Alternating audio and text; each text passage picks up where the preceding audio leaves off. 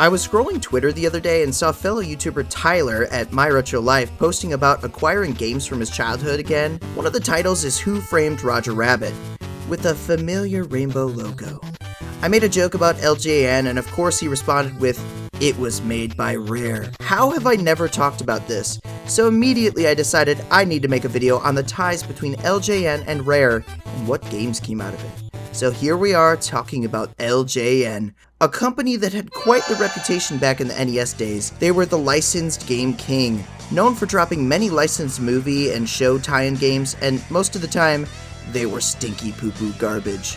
In fact, these titles are so notorious, they somehow made everyone's favorite angry video game nerd even angrier.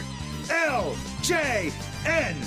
But now I'm wondering, were the times LJN was right when their published games were developed by Rare?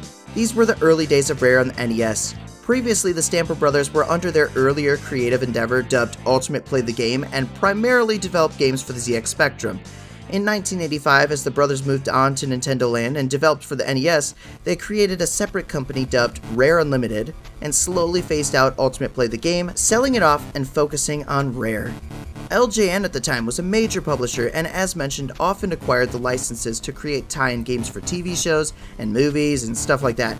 LJN outsourced everything they did to developers like Rare and others to cash in on the license. I'm theorizing here, but it seems LJN didn't seem to care too much about quality and just wanted a cash grab on all these intellectual properties. Rare was also at a point where they needed a flow of cash to sustain the company because it was in its infancy, so they were taking on essentially as many projects as they could. What a combo. Now the question is, how were these games received? We know that LJN was notorious, but were all the games bad? Let's take a look at the ones developed by Rare and see if Rare's usual stamp of quality was there. Keep in mind, they did go on to have that deal with Nintendo and develop Nintendo properties, so they were doing something right. We're going to hit these in order of release, and they were all for either the NES or Game Boy platforms. Starting with 1989's release of Who Framed Roger Rabbit on the Nintendo Entertainment System, the game is sort of a puzzle mystery adventure game. You play as Eddie Valiant, just like the main character from the movie, and you walk around LA looking for key items. You basically find items by searching through drawers or randomly finding them on the ground or something. Certain items like the password note can get you access to other areas like the Ink and Paint Club. Your main goal is to acquire the will of Marvin Acme so the Toons can have Toontown. You can walk and punch right off the bat, though the punching mechanic takes some getting used to. It's like a charged attack, but it's weird to charge. When you find key items, you can use them, like a whistle to summon Benny the Cab, which will help you get around faster, and you can go through tunnels, the 6-shooter to fight enemies at a range, and things like the spring shoes to give you a jump to get over obstacles.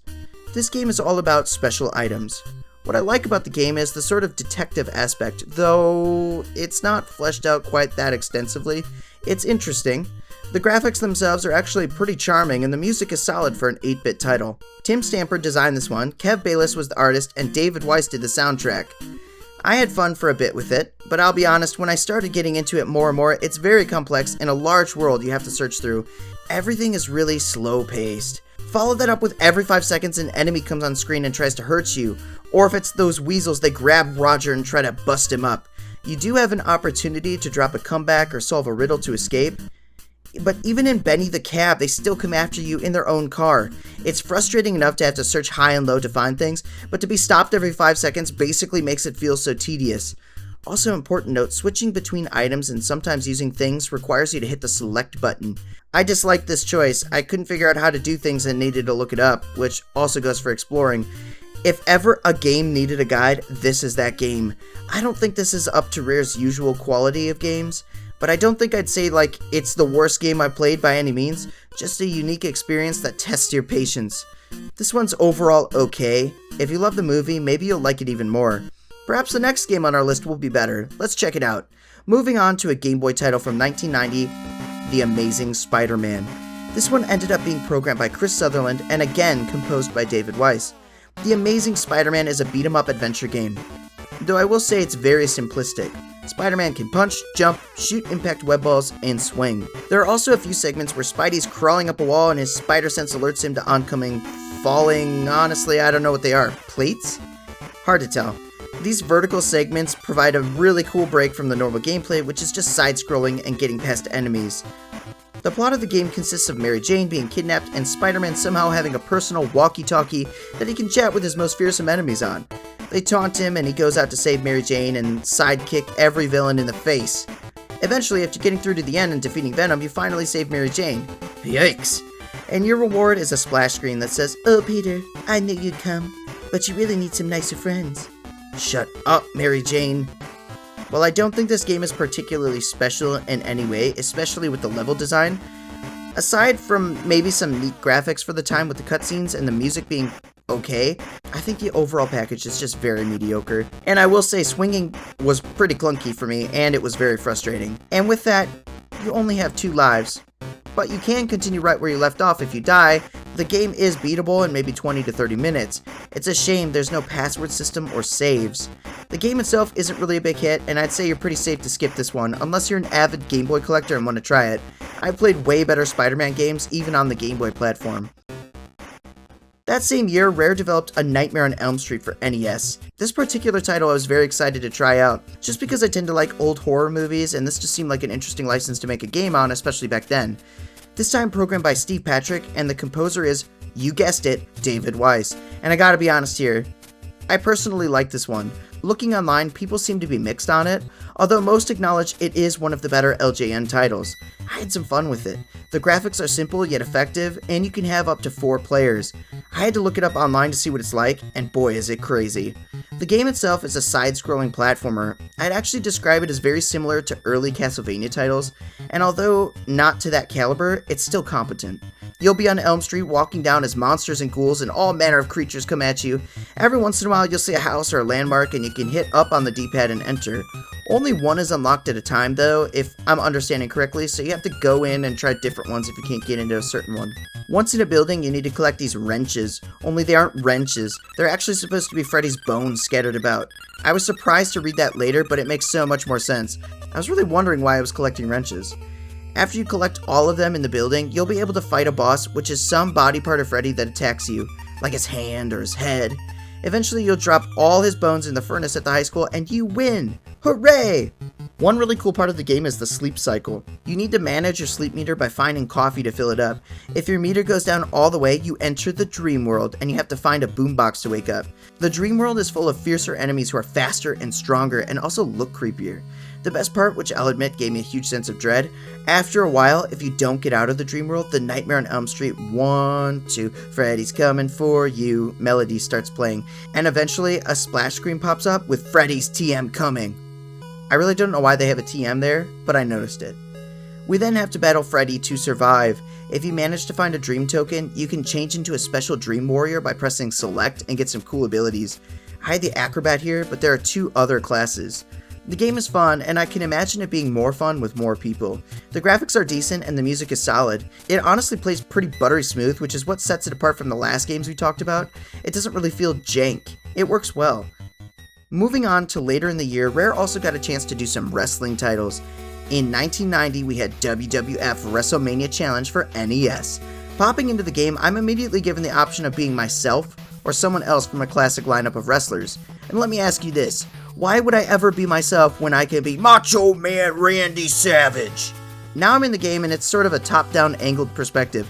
Allegedly you punch and kick with the A button and the B button is supposed to be heavy moves, but none of that works. I kept trying match after match and my opponent does these crazy awesome moves and Macho Man can only manage to land 1 punch before being thrown out of the ring. This has to be my least favorite so far. I can't understand it. I even button mashed and did maybe one cool thing, but I couldn't replicate it. Maybe it's Macho, so I decided to try a different character. And wouldn't you know it, Hulk Hogan pulls through, and I managed to do some other moves. I mean, I didn't win, but at least I did manage a pin and some aerial kicks. Feels good. Evidently the game is very precise in what direction you're facing and what move you're trying to do. I'm not about to sit here and try to figure it out though. The game looks pretty bare bones, even in the menus, which are mostly black screen with an image or 2 and some text. The characters look alright, but every little audience member is exactly the same. I just wasn't impressed. The music sounds okay, but I was getting annoyed with repetitive tunes in this one.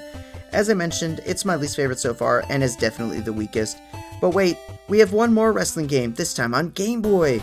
WWF Superstars. I'm expecting a downgrade since it's a Game Boy title, but what? This game may be monochromatic, but the visuals are somehow better than they were on NES. We see a repeat of that talking square cutscene thing like in Spider-Man, though this time it makes way more sense. The controls may be somewhat similar to the NES title, but these do work better and the game shifts to a 2D perspective with a bit of depth. It works way better. I still don't understand anything that's happening, but at least I can button mash and feel like I'm doing okay. Apparently hitting select can do some cool environmental stuff, like throw them out of the ring. Before with the NES title, it was hopeless, and this Game Boy's title has made me hopeful. I don't need to say too much other than it was impressive to be better than an NES title. It's pretty bare bones and I'm not a huge wrestling fan, but I had at least an inkling of fun with this one. People say the Game Link is the way to play it, and I can believe that. Without it, it's probably a game most won't ever pick up. But it exists, and it's made by Rare. And the final entry, or entries, Beetlejuice was licensed and released for both NES and Game Boy. The NES entry releasing in 91 and the Game Boy in 92. Let's talk about the NES version first. I don't know how to take this. It's a platformer and you progress through worlds filled with hazards and your only moves are jumping and stomping the ground directly in front of you. It wouldn't be so bad if every enemy could be jumped on to be defeated, but nope, only some. And as far as I can tell, the only way you'll know is trial and error, so jump on an enemy and find out. But beware, you may take a hit. Oh, and did I mention there's no save or password system? Classic. You do eventually get the option to buy some power-ups and use them to get abilities like freezing enemies in place or blasting them. It's effective, but you want to stock up so you don't run out like me at the boss and have zero options but to die. And if you fully die and get a game over, like I said, no password or save system, you completely restart the game. This boss is as far as I got. I know it's not a long game, but I said to myself I got the gist of it, and I don't think I should be feeling like that. Also, Beetlejuice is sort of a dark and creepy film. I know it has a sort of quirky silliness to it, but the game gives happy vibes like we're going on some pleasant adventure in Funland. At least in the part I played. I looked up a long play and nope, the game just has that vibe. I think it may mostly be due to the music. David Weiss does great work, but I don't know how I feel about this one. Oh wait, I know, Confused. It does get a little darker, but it just feels too happy. The game does at one point switch it up and give you a section where it's an over-the-top view, which is cool. Overall, this is another pretty mid entry. Maybe like the wrestling games, I'll be more impressed with the Game Boy variant. Did we save the best for last? Come on, LJN! This entry is actually based on the cartoon rather than the movie like the NES version. I do think this aids the sprites into looking better. Again, since it's a Game Boy title, I know these were monochromatic and green, but looks good on emulation even without color. Beetlejuice this time is wandering through a haunted house trying to take out ghosts. He has this like ranged attack, which reminds me of the bug spray thing from Donkey Kong 3. The game is fun for a bit, and then it just sort of gets really difficult and rinse and repeat. Go into a room, ghosts take over objects, break the objects, and get the ghosts, eventually clearing the room. There are some mini-games later and small variations, but nothing to make it super addicting and fun. I do think this Game Boy entry is more fun though than the NES entry. Other than what you see, there isn't much to talk about since it's rinse and repeat, with just a little variation in enemies and some puzzles and minigames. It's fine, though I do hear it gets really hard, like Battletoads hard at one point. Maybe with this minecart section? Yikes. And with that, that's the entire library of LJN published Rare titles. Did they have the Rare stamp of quality? Surprisingly, not really. They had the LJN stamp of quantity instead. Do I hate these games? Nah, not really. Especially not Nightmare on Elm Street, which is clearly the best of the bunch here. Based on my recording time alone, I can tell you how I'd rank them since I have you here. 7 games in all. I put at the very bottom Wrestlemania Challenge on NES for number 7. That was my least favorite one. It didn't really even function. I could suck at it, but I really don't think it's that great either way. Put just above that at 6 The Amazing Spider-Man on Game Boy, though I like Spidey, it was a bit jank and repetitive. Number 5 is WWF Superstars for Game Boy. Not a big fan of wrestling games, but honestly, this wasn't too bad on Game Boy. It's certainly leagues above the NES title because, you know, the buttons work. Number 4, Beetlejuice on NES. This title, though functional, was too hard and frustrating for me to put it any higher. If every enemy could be stomped or if you had a range attack, it would make a big difference. Number 3, Who Framed Roger Rabbit. Conceptually, this may be the best idea for a game. I like the mystery detective puzzle solving, but searching around the huge city is tedious and tested my patience. Get rid of the weasels showing up every 5 seconds, and I'd be more into it. Number 2, Beetlejuice on Game Boy. I was surprised this made it to the top 3. I didn't expect a Game Boy entry to not be in the bottom, if I'm honest. But it played solid and had some fun looking sprites. I didn't love it, but it worked and was a competent little platformer, and besides that, I don't particularly love any of these games. Rounding out at number 1, obviously, is Nightmare on Elm Street. The Castlevania parallels are real, and this one had my attention for far longer than any of the others. It's easily the best one in just about every aspect. I'm curious what you guys think of these Rare titles from back in the day. Let me know in the comments. Playing these took me back to the days where so many movies got a licensed title trying to make that extra cash. NES was filled with them thanks to LJN, but even on the GameCube and PS2 era the movie tie-ins were strong. I'm not sure exactly when we lost that, but playing these certainly made me feel a bit nostalgic for those good old days. Well, that's all I have for you. I hope you'll please drop a like in this video to help spread my content and subscribe so you don't miss a future upload. Until next time, have a good one.